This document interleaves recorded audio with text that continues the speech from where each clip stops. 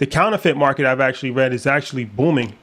Crazy. And they've become really good. Like you said, sometimes you can't even tell the difference between counterfeits. So the counterfeit, is that all coming out of like China, or is the counterfeits like just all over everywhere at this point and you just really don't know?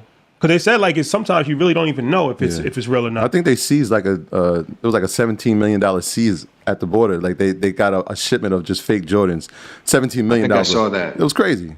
Yeah, no, I think they are mostly from China. I'm not super familiar with it because we completely stay away from it. There's been other sneaker YouTube channels that have dove much deeper into that, where, you know, maybe they'll compare a real pair and a fake pair or try to educate people in that regard or whatever. So they've got their hands on the fake pairs, but we don't really do anything in that regard. But yeah, I guess they've got, you know, big factories over in China and they're getting better and better at making them look damn near identical. Well, they probably make them in the same factory they make the real ones. Yeah, Probably, they're really good. Because it's like it's a factory in China that's making the real ones.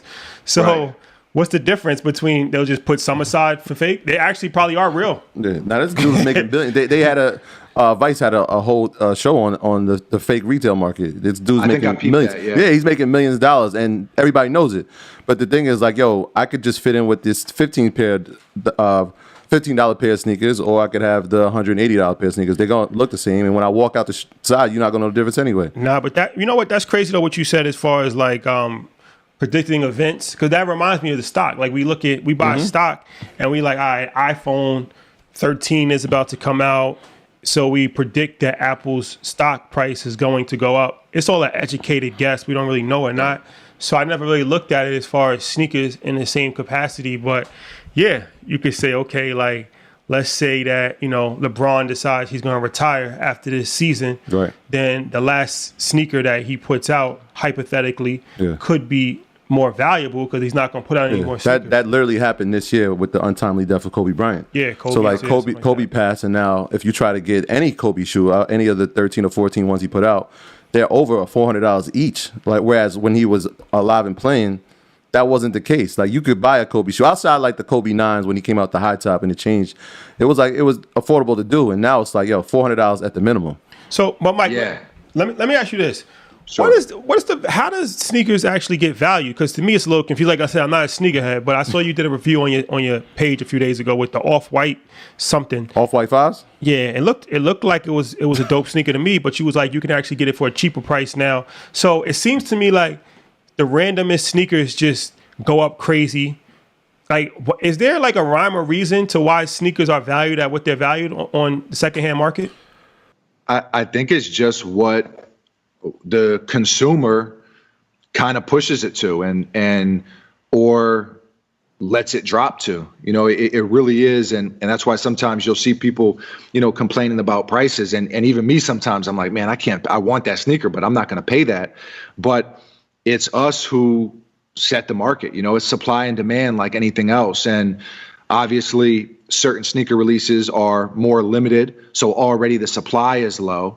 So then if the demand is even up a little bit, it's going to be something, it's going to reflect that in the resale price of the sneaker. So it is something that's pretty hard to predict. Like I said, it's not, to me, it would be a headache. You know, like I know if that's something that you're doing for a living, which I know plenty of people who do that and do very well for themselves.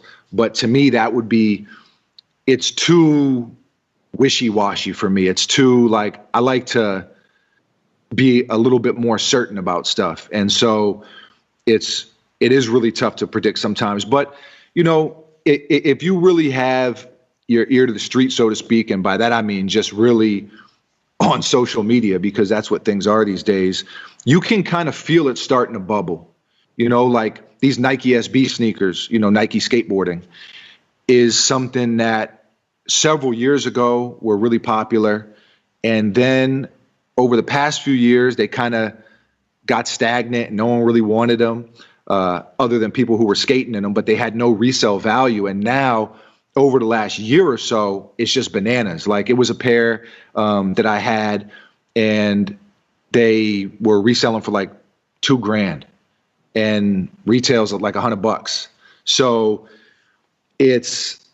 But about a year ago, you could feel it start to bubble. You know, people were talking about them more. People were posting more. You could see the resale prices kind of climbing a little bit, the releases being a little bit more hyped up, the sneaker blogs covering the stuff more. And so you can feel it start to bubble. It's not like a complete shot in the dark, but it is something that you got to really be in tune with if that's how you're going to make your money. Yeah, so the SB, I'm glad you brought that up, because the SB, obviously, and we're going to talk about the Ben and Jerry that you got. We need to talk about that, because I saw the post. Yeah. We're going to talk about we got to talk about that. But the SB has, like you said, like a year ago, came back. And I feel like it was a Travis Scott effect. Like, that's the power of influence. Like, every time Travis Scott would put on the SB, whether it was the diamond or the ones he made, you would see that shoe go up.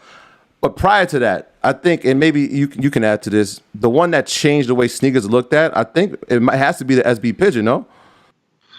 Well, I mean, that was one of the first sneakers that really created like a real craze, you know? And so, yes, but I think there's been an ebb and flow to sneakers. And I mean, really everything goes that way, but things will be sky high, and then, you know, they'll kind of gradually slide back down, and then something will happen where it booms again. And I think what you said about Travis Scott is I think you really nailed it on the head. You know, especially now, social media, like, I think that's the ingredient that took sneakers from a much more niche, really much smaller group of people that really cared about it, and really took it to where it's at now. I mean, social, and a big part of that social media is, like you said, the Travis Scotts of the world, the celebrities.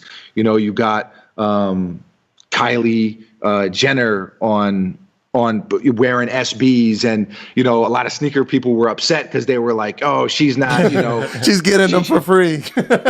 Well, yeah, and like, yo, she's new to this, but the truth of the matter is, they still have incredible influence. And when people start seeing that stuff on Instagram, and they start saying, I want that sneaker, I want that one, and you know, now they're on StockX, or now they're, you know, searching to, you know, where they can find the sneaker. And so celebrities have really boomed things, in my opinion, and Instagram specifically, and, you know, just social media in general, I guess. My graduates from my school being Forbes, bag drop. Bag drop. A mic drop, bag drop. Bag drop.